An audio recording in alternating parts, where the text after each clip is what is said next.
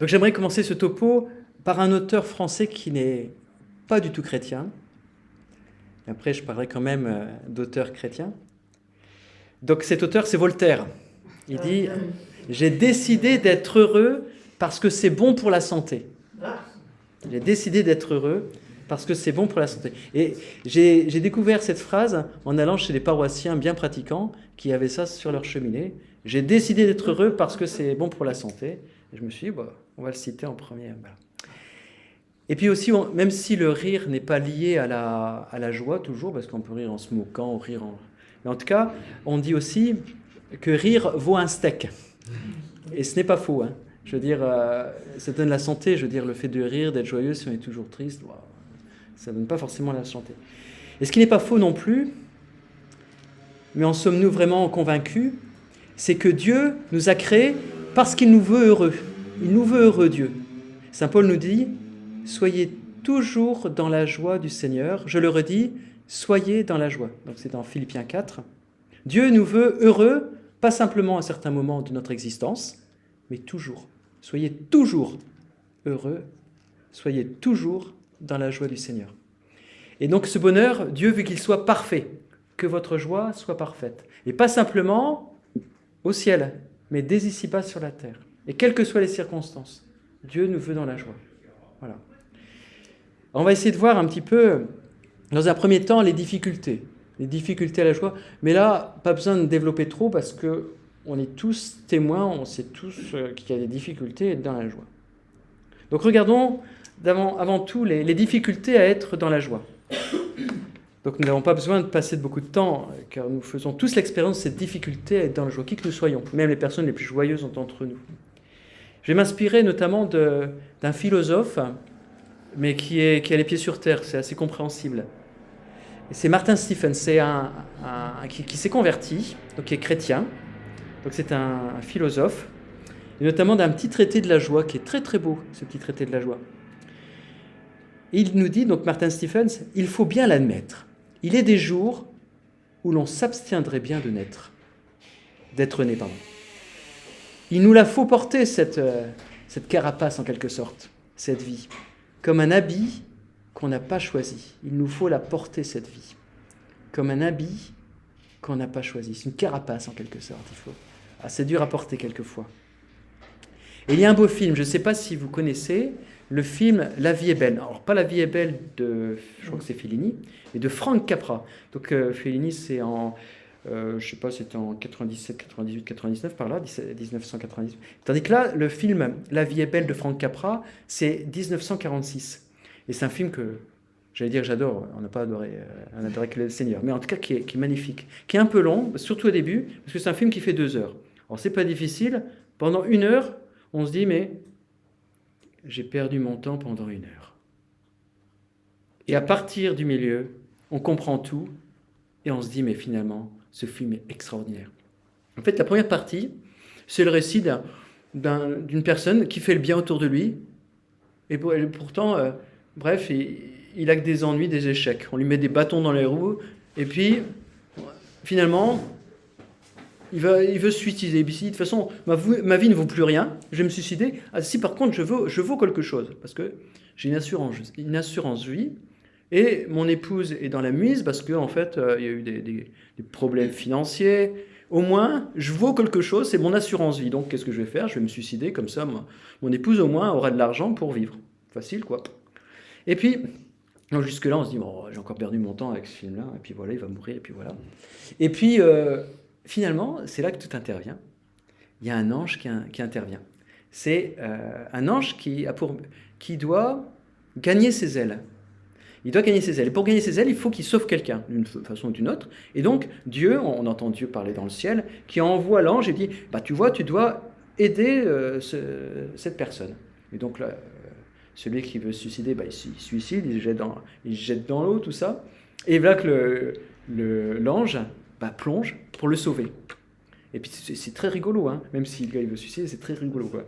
Et puis il sauve, et puis donc on voit notamment l'ange, il est en guenilles, mais vraiment des guenilles, quoi, des vêtements arrachés. Et puis il essaie de convaincre ce gars que sa vie vaut le coup d'être vécue et qu'il ne faut pas qu'il se suicide. Et parce que, de façon intéressée, parce qu'il veut gagner ses ailes. Peut-être pour rendre service, mais en tout cas, c'est surtout pour gagner ses ailes. Et donc, voilà. Et puis, il dit que, finalement, il a une idée. Il dit, je vais lui faire découvrir la vie telle qu'elle serait si il n'avait jamais existé. Et du coup, en fait, c'est incroyable parce que il retourne dans sa ville, qui ne porte plus le même nom que la ville avant qu'il se suicide, quoi. Parce qu'en fait, même s'il a cru qu'il n'apportait rien au monde, ça a transformé même le nom de la ville. Tout est pourri, même au niveau... tout est sombre à l'intérieur, il y a des malfrats, il y a des bagarres, et ainsi de suite, alors que c'était un village paisible. Tout ça parce qu'il n'avait pas existé. Et quand il voit bien sûr sa femme, c'est une vieille femme qui est toute triste parce qu'elle n'a pas eu d'épouse, elle est malheureuse, pas d'enfant et compagnie. Et puis il voit aussi le pharmacien. Le pharmacien, il lui avait sauvé la vie il y a quelques années. Et puis il le voit là, sortant de prison, parce qu'en fait, il avait sauvé la vie du pharmacien, parce qu'il avait dit au pharmacien, mais attendez, ce que tu mets, c'est du poison là, c'est pas un remède, tu te trompes. Et du coup, le pharmacien il a risqué la prison. Mais en fait, comme le gars n'existait pas, puisque voilà, du coup, en fait, effectivement, il s'était retrouvé en prison. Et du coup, il était considéré comme vraiment celui qui avait donné la mort à quelqu'un parce qu'il avait donné du poison au lieu de médicaments. Bref, toute la vie était transformée. Et finalement, le film s'appelle La vie est belle, parce qu'il découvre toute la grandeur de sa vie, même qui était toute simple. Et sa vie a transformé, c'est ce que disait Goldman, si je ne dis pas de bêtises, le chanteur. Elle a transformé le monde, transformé la vie. Voilà. Voilà, donc ça c'est le film, n'hésitez pas à le voir, il est colorisé maintenant et c'est très beau.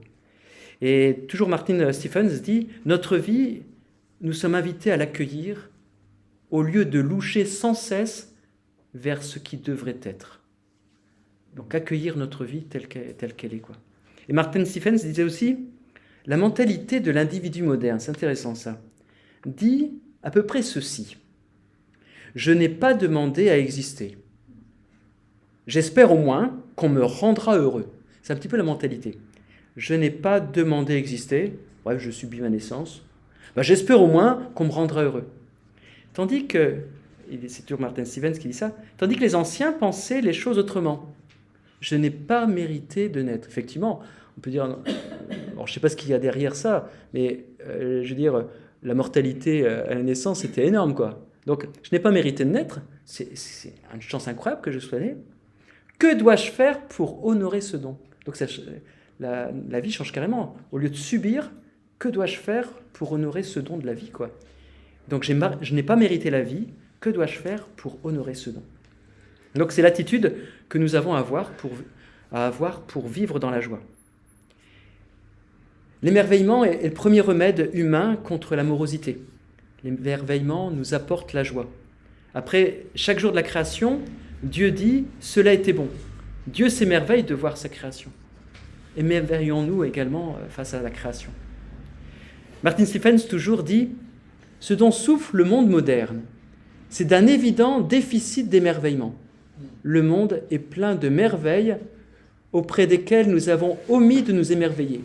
Oui, la vie est belle, encore faut-il s'être fait des yeux pour le voir. » Et vous allez voir ce qu'il dit après, c'est très intéressant.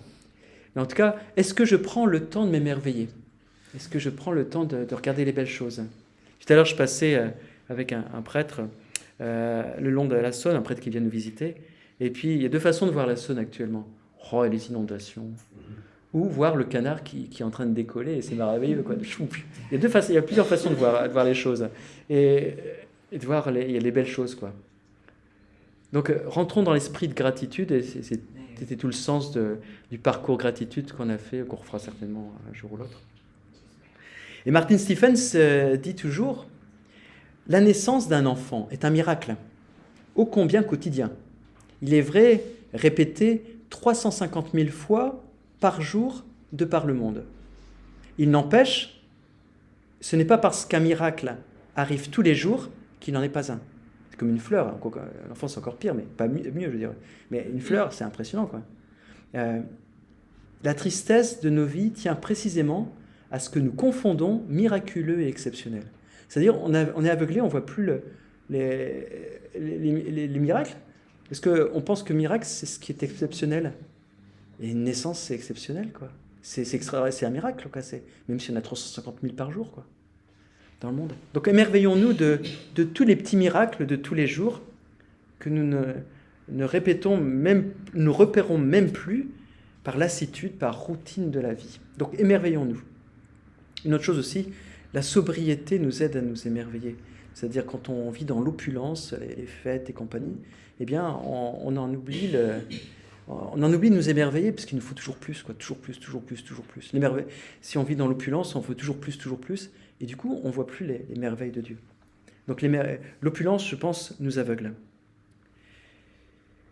Donc le premier remède au bonheur, c'est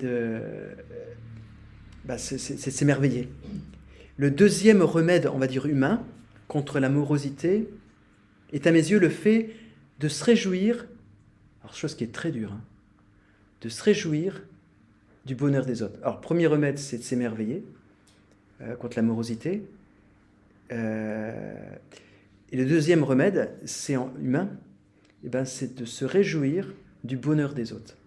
Et le pape François nous dit, en reprenant Sainte Thérèse d'Avila, que la joie consiste à se réjouir de la joie de tous.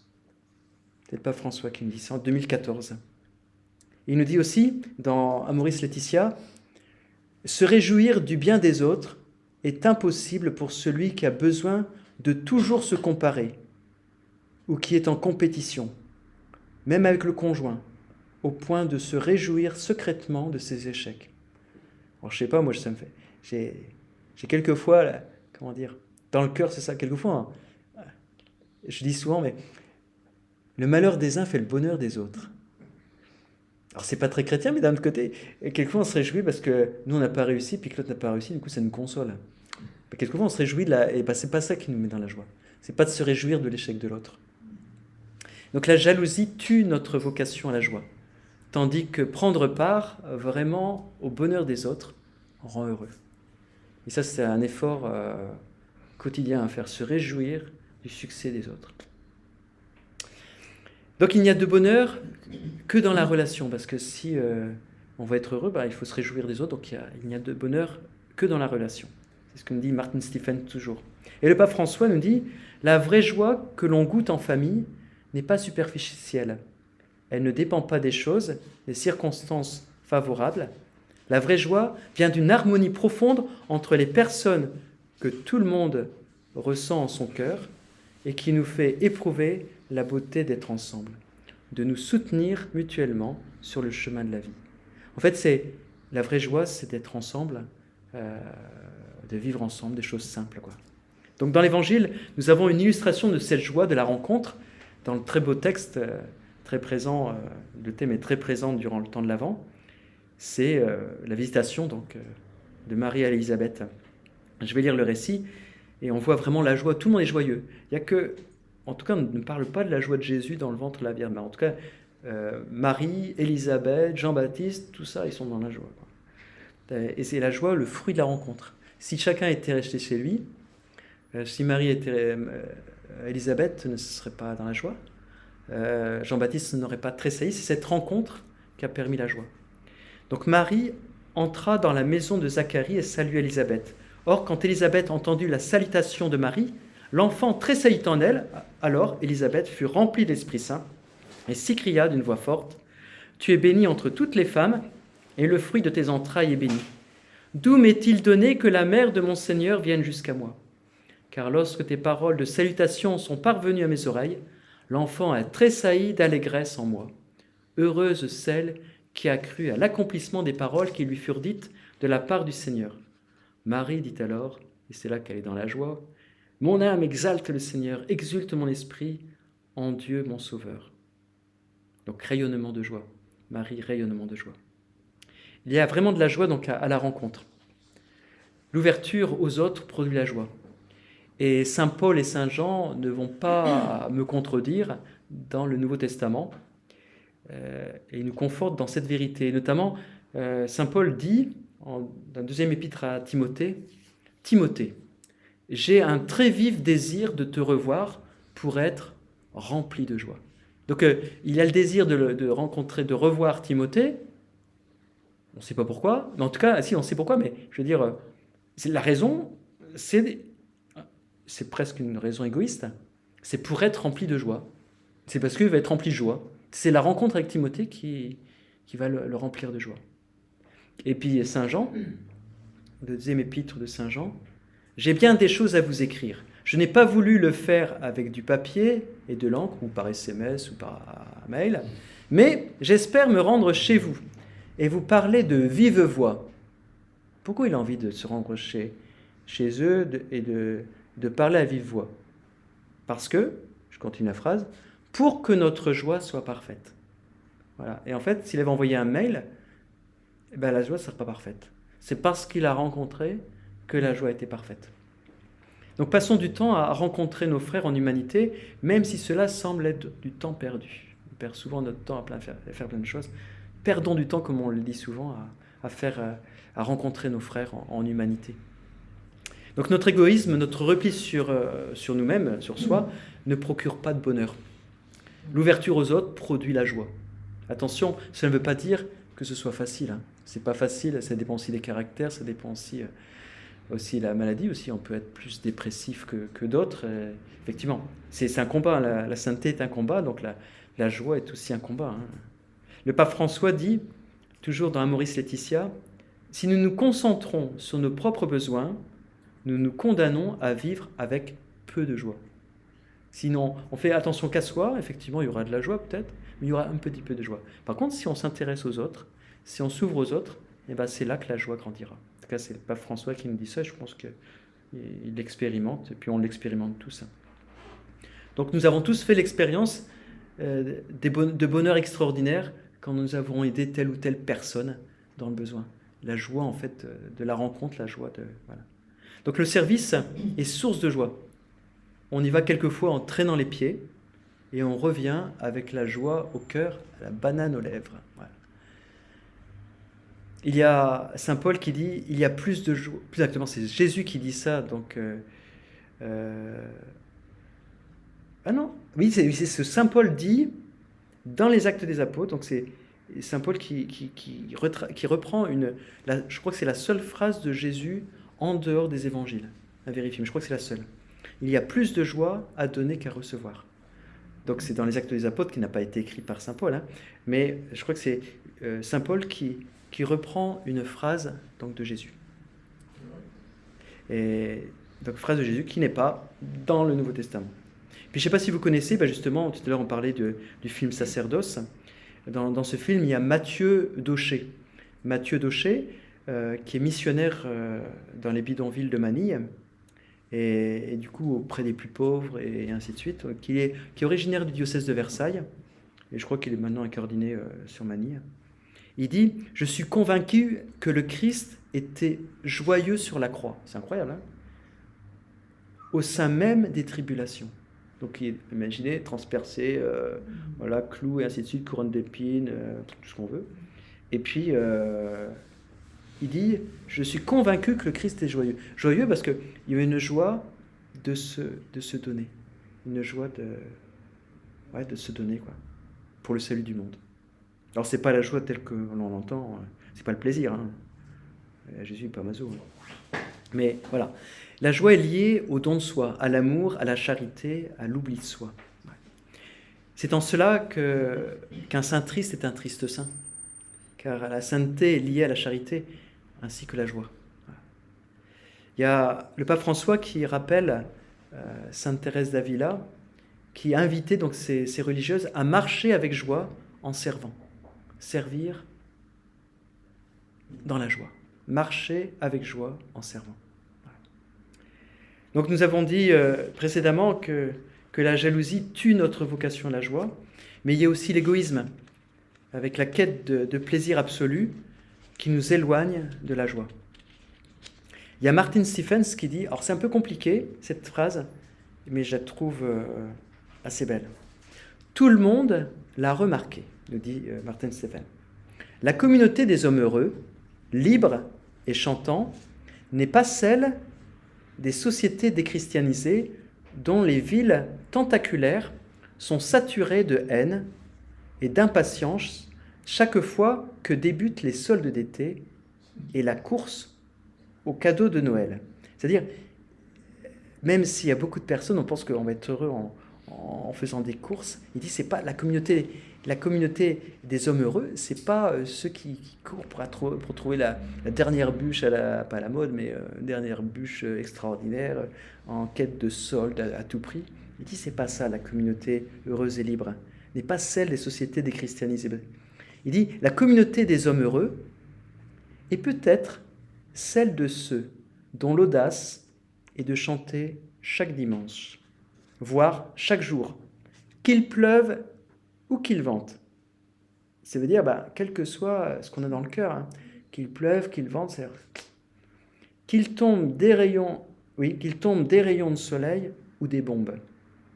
La joie commune d'avoir un jour vu le jour. C'est-à-dire rendre grâce simplement à la messe avec le Seigneur, d'avoir reçu la vie. Et il dit, c'est ça la communauté des hommes heureux, de reconnaître le cadeau de la vie. Même si c'est difficile quelquefois, même si c'est une carapace, il faut ça traîner la carapace quelquefois. Donc la joie profonde ne vient pas par les biens de consommation. Bien sûr, il y a du plaisir. Hein. Alors, ce qui n'indique pas de ne pas désirer les biens de ce monde. Hein. Il s'agit seulement de ne pas faire dépendre notre bonheur d'eux. Le bonheur doit venir de plus loin. Ou plus exactement, le bonheur doit venir non pas de plus loin, mais de plus près. Le bonheur doit venir de ce qui m'anime, de celui qui demeure en moi, c'est-à-dire le Seigneur. La joie, le bonheur doit venir en moi, de moi, quoi. De celui qui est en moi, le Seigneur, quoi. Donc l'Esprit Saint procure la joie. Alors, vous savez tous que les fruits de l'Esprit Saint, donc c'est la charité, la joie, la paix. Donc c'est dans Galates 5:2. Donc invoquons régulièrement l'Esprit Saint. Ça c'est important. Hein. C'est pas en option, c'est vraiment important de prier l'Esprit Saint. Et dans l'Évangile, il est dit « Jésus exulta de joie sous l'action de l'Esprit Saint. » Il dit « Père, Seigneur du ciel et de la terre, je proclame ta louange, ce que tu as caché aux sages et aux savants, tu l'as révélé au tout petit. Oui, Père, tu l'as voulu ainsi dans ta bonté. Ouais. » Donc dans Saint Luc, chapitre 10, Jésus exulta de joie sous l'action de l'Esprit Saint. Donc demandons à l'Esprit Saint de mettre la joie en nous. Rappelons-nous le récit de la visitation que j'ai lu tout à l'heure. Qu'Élisabeth fut remplie de l'Esprit Saint. Et c'est seulement après, et s'écria d'une voix forte en s'adressant à la Vierge Marie, « Tu es bénie entre toutes les femmes et le fruit de tes entrailles est béni. » Voilà. Et en fait, la joie provient de l'Esprit Saint qui était en elle, quoi. Dans les difficultés de la vie, implorons l'Esprit Saint pour que sa joie nous habite. Saint Paul nous dit dans la première épître aux Thessaloniciens, je cite, « Vous avez été mes imitateurs et ceux du Seigneur, en recevant la parole au milieu de beaucoup de tribulations, avec la joie du Saint-Esprit. » Donc, beaucoup de tribulations. Donc, c'est notre carapace, dur à porter quelquefois, avec la joie qui vient du Saint-Esprit. Donc, l'Esprit Saint ne chasse pas la tribulation, mais nous aide à les vivre dans la paix et dans la joie. L'Esprit Saint nous aide dans le quotidien de notre vie. L'Esprit Saint nous révèle que Dieu nous aime, que Dieu nous accompagne, que Dieu nous attend. Et c'est ça la joie. C'est savoir marcher avec le Christ. Quand nous sommes accablés, nous pouvons répéter dans notre cœur « J'espère, parce que Dieu est à mes côtés ». Je ne sais plus d'où j'ai tiré cette phrase et je la trouve belle, mais c'est pas moi qui l'ai... c'est dommage que j'ai... Peut-être qu'en cherchant sur Internet, je retrouverai. « J'espère parce que Dieu est à mes côtés ». Donc quand ça ne va pas, voilà. Le pape François nous dit aussi « La joie chrétienne est un don de l'Esprit Saint. La joie chrétienne, c'est avoir le cœur toujours joyeux car le Seigneur a gagné. Celui qui me tient par la main, c'est celui qui a gagné. Le Seigneur règne, le Seigneur est à la droite du Père. Il a gagné. Donc marchons avec lui et c'est ça qui va me rendre joyeux. » D'une manière générale, la vraie joie est en Dieu. Elle n'est pas à chercher à l'extérieur de nous-mêmes, mais en ce lieu où Dieu nous habite. Il y a saint Anselme qui disait « Je te prie, mon Dieu, fais que je te connaisse, que je t'aime, que de toi je reçoive la joie. » C'est de Dieu qu'on reçoit la joie. Et dans un tweet du pape François, le 30 juin 2013, le pape dit « Qui aime le Christ est une personne joyeuse, qui répand la joie. » C'est-à-dire, aimer le Christ nous procure de la joie, et en plus, on répand la joie autour de nous. Le fait d'aimer le Christ, c'est lui donner toute sa place en nous, c'est s'appuyer sur lui. Il suffit de regarder simplement le récit des pèlerins d'Emmaüs. Donc ils sont dépités, les deux pauvres, après la résurrection. Il y a de quoi être dépité. Jésus il est mort, ça tombe, ils ont vendu tout ce qu'ils avaient. Hein. En entendant ce passage-là, souvent je pense à un ami séminariste. Il avait 3 magasins de fleurs. Il était sur Paris, 3 magasins de fleurs. Il s'est dit, je suis appelé à rentrer au séminaire. Qu'est-ce qu'il a fait? Il a vendu ses 3 magasins de fleurs. Et puis au bout d'un an, il a trouvé que finalement, ce n'était pas sa voie d'être au séminaire. Il avait vendu ses 3 magasins de fleurs. Et peut-être qu'il a pu réinvestir après dans un autre truc. Mais je me dis, il a tout laissé, le gars. Les pèlerins d'Emmaüs, c'est pareil, peut-être qu'ils avaient tout laissé. Et puis Jésus meurt sur la croix. Tout perdu. Et donc ils étaient dépités, ils s'en vont. Et Jésus les rejoint. Et du coup, puis au bout d'un certain temps, il leur parle de ce qui était marqué dans les Écritures et ainsi de suite. Vous savez, ce qui était marqué, ce qui devait arriver à cet homme qui était crucifié, le Nazaréen, c'était marqué quand même. Et puis finalement, les pèlerins d'Emmaüs accueillent ce voyageur qui est finalement Jésus, l'accueille à manger, et puis finalement, ils le reconnaissent à la fraction du pain. Et ils disent, notre cœur n'est-il pas tout brûlant, c'est-à-dire rempli de joie, tout joyeux, alors qu'il nous parlait en chemin? La joie provient d'avoir cheminé avec Jésus. La joie des disciples provient d'avoir cheminé avec Jésus et de l'avoir écouté. Donc, c'est-à-dire d'écouter la parole de Dieu. Voilà. La joie n'est pas à attendre seulement au ciel, après notre mort. Déjà maintenant, le Seigneur nous fait goûter sa joie. Accueillons la consolation, le bonheur et la joie de sa présence en nous. C'est un avant-goût de la joie du ciel.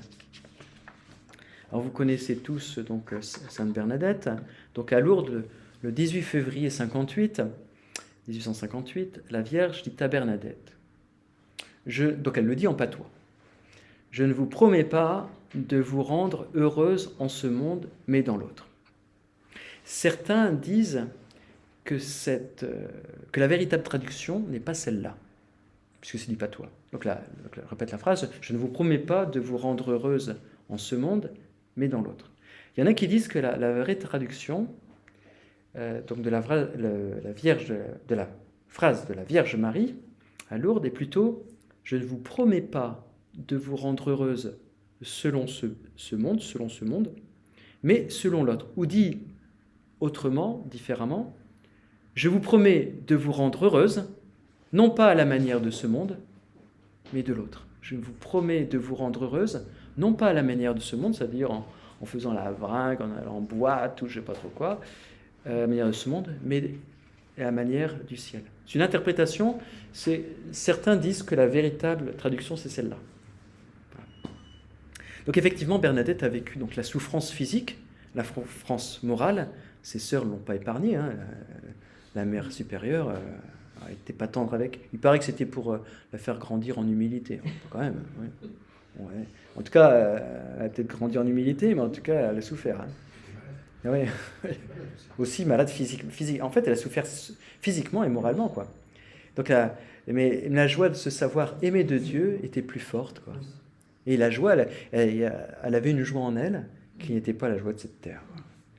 Et donc, la joie profonde provient de se savoir aimer, accompagné de Dieu, chose que Bernadette a expérimentée. Il y a José Maria Escriva, qui est le fondateur de l'Opus Dei, qui dit « La joie chrétienne, la joie du ciel sur cette terre procède de l'abandon de tout et de toi-même dans les bras aimants de Dieu, notre Père. » Donc c'est l'abandon en Dieu, quoi. Donc c'est José Maria Escriva, l'abandon dans les bras de Dieu. Voilà. Et donc on peut aussi citer Charles de Foucault, qui est un adorateur du Saint-Sacrement. Il dit « L'ami de l'époux qui est là et l'écoute jubile de joie en entendant la voix de l'époux. » Et cet époux, c'est le Christ, quoi. Et donc dans le Saint-Sacrement, l'ami de l'époux qui est là et l'écoute jubile de joie en entendant la voix de l'époux. Donc l'ami de l'époux jubile, mais aussi Dieu lui-même jubile. On oublie souvent que Dieu jubile. Dieu est dans la joie. Dieu est dans la joie quand il nous voit. Dieu éprouve de la joie à converser avec les hommes. Dieu se réjouit avec nous. On voit ça un petit peu dans le premier récit. Deuxième? Je ne sais plus si c'est le premier. Deuxième récit de la Genèse, oui. Deuxième récit de la Genèse. Récit de la création. On voit que, en fait, Dieu avait l'habitude, alors c'est poétique, hein, Dieu avait l'habitude de converser avec l'homme et la femme, puisqu'il se promenait dans le jardin. Et Dieu devait se réjouir justement de cette rencontre. Et puis un beau jour, Adam, où es-tu? Adam, où es-tu? Après le péché, et Dieu était tout triste de ne plus voir Adam. Donc il y a de la joie en Dieu. Il y a de la joie en Dieu d'être à notre côté, quoi, de converser avec nous. Donc n'hésitons pas à converser avec lui, notamment au Saint-Sacrement. Voilà. La joie dans l'épreuve.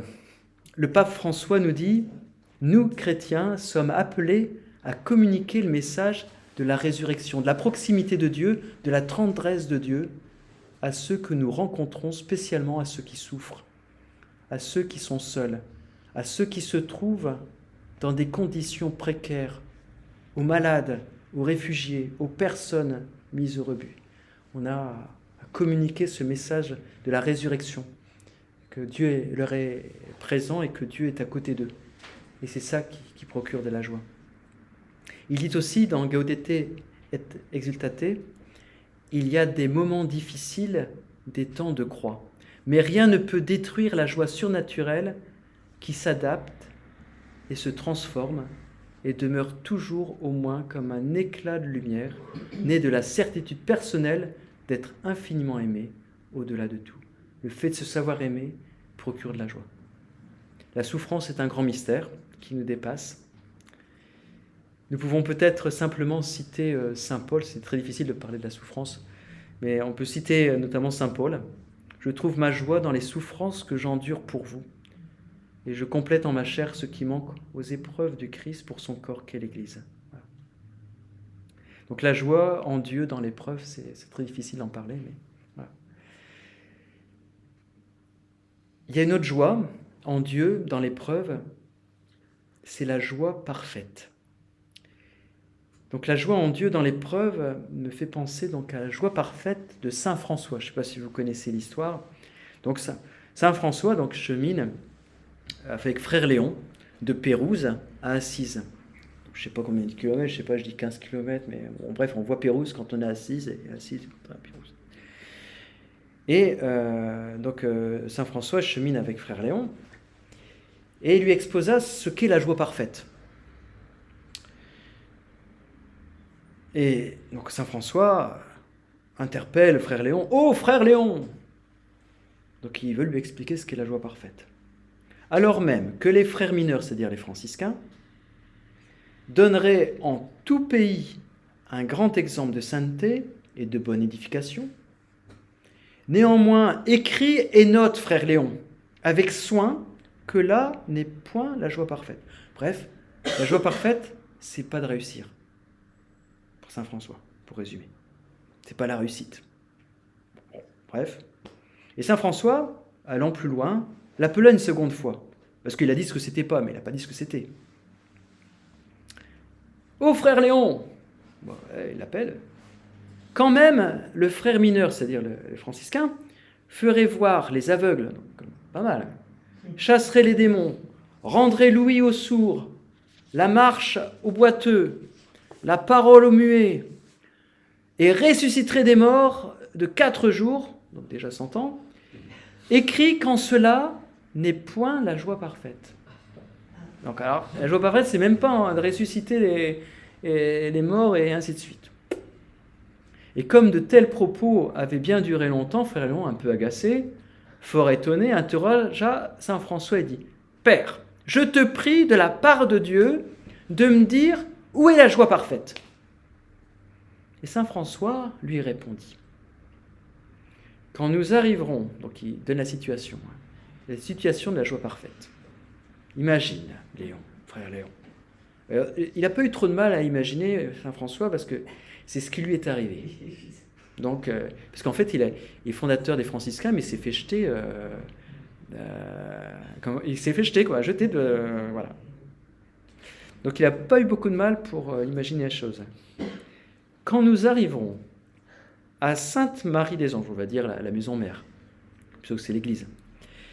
Ainsi trempés par la pluie et glacés par le froid, souillés de boue et tourmentés par la faim, et que nous frapperons à la porte du couvent, et que le portier viendra en colère et dira « Qui êtes-vous » et que nous lui répondrons « Nous sommes 2 de vos frères », et qu'il dira « Vous ne dites pas vrai, vous êtes même 2 ribauds qui allez trompant le monde et volant les aumônes des pauvres.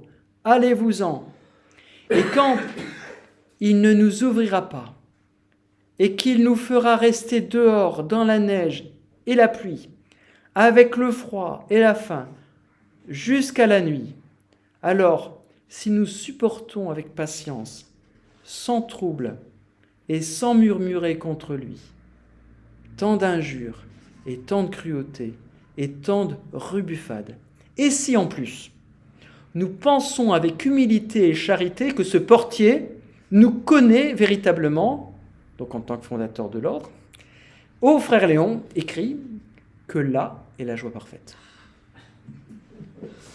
Et Mathieu Daucher, donc, que je citais tout à l'heure, qui s'occupe des enfants des rues de Manille aux Philippines, nous parle de la joie parfaite comme étant la joie profonde de l'identification mystérieuse au Christ souffrant.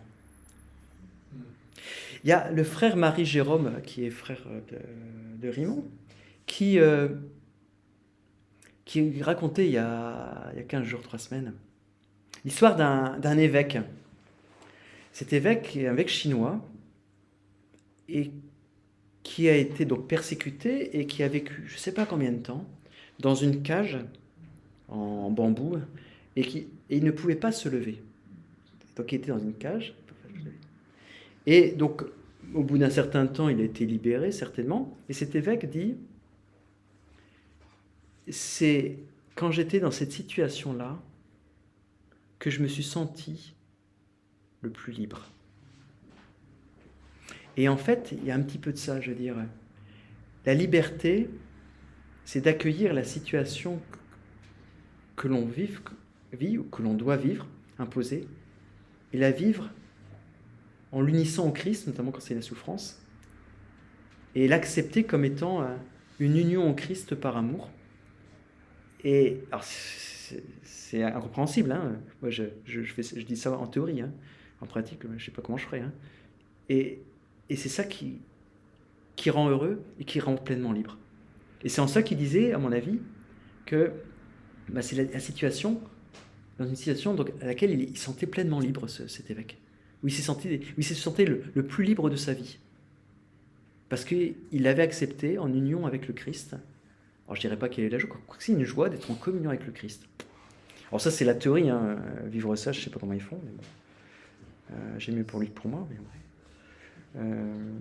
donc c'est vraiment un mystère que nous sommes invités à vivre, nous unir aux souffrances du Christ, et cela la joie parfaite de saint François. Il y a aussi la joie du pardon. Il suffit de regarder donc les différentes paraboles. Regardons la parabole notamment de la drachme perdue et retrouvée. Quand elle l'a retrouvée, il est dit, elle rassemble ses amis, ses voisines, pour leur dire « Réjouissez-vous avec moi, car j'ai retrouvé la pièce d'argent que j'avais perdue. » Il y a de la joie au ciel pour un pécheur qui se repent. C'est notamment la parabole qui suit, la parabole de la brebis perdue. Je vous le dis, c'est ainsi qu'il y aura de la joie dans le ciel pour un seul pécheur qui se convertit, plus que pour 99 justes qui n'ont pas besoin de conversion. Donc le pardon dont nous parlent ces paraboles procure la joie.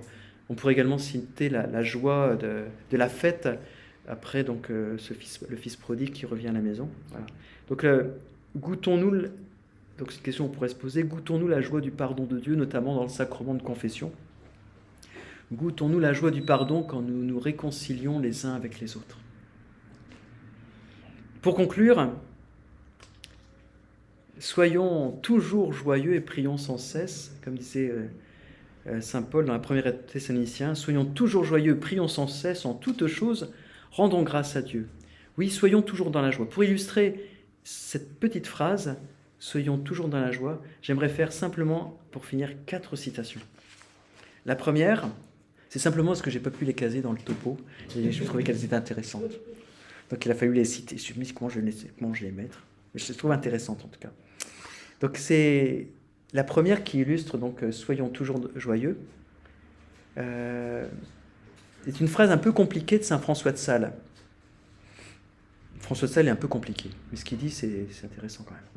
En toute occasion, qu'elle soit bonne ou mauvaise, ne chantons toujours qu'un seul et même cantique, que le nom de Dieu soit béni. Donc là, ça peut aller, c'est-à-dire, bref, en toute occasion, il faut chanter le Seigneur, remercier le Seigneur, comme saint François qui louait le Seigneur, qu'il pleuvait, qu'il vente, ou bref. Il remerciait même pour sœur la mort, et ainsi de suite, quoi. Donc, c'est ce qu'il dit, donc jusque-là, ça va. Et après, il dit, et n'imitons pas les macaques. Ces singes sont toujours mornes, tristes et furieux quand le temps est pluvieux et sombre, et ne cessent de gambader et de sautiller quand le temps est beau. C'est-à-dire, s'il fait beau, ils sont joyeux, s'il ne fait pas beau, ils sont tristes. Et saint François de Sales dit non. Dit toujours que le nom de Dieu soit béni. On n'est pas des macaques. Voilà. Donc c'est la première phrase. Je comprends pourquoi tu me poses la question. Voilà, c'est ça. La deuxième phrase qui illustre « Soyons toujours joyeux », c'est une parole de saint Thomas More. Je crois, je me demande si ce n'est pas le saint patron des humoristes. Des humoristes. Donc saint Thomas More qui dit « Donne-moi une âme qui ignore l'ennui, le gémissement et le soupir. Ne permets pas que je me fasse trop de soucis pour cette chose encombrante que j'appelle moi. » Ma carapace, quoi.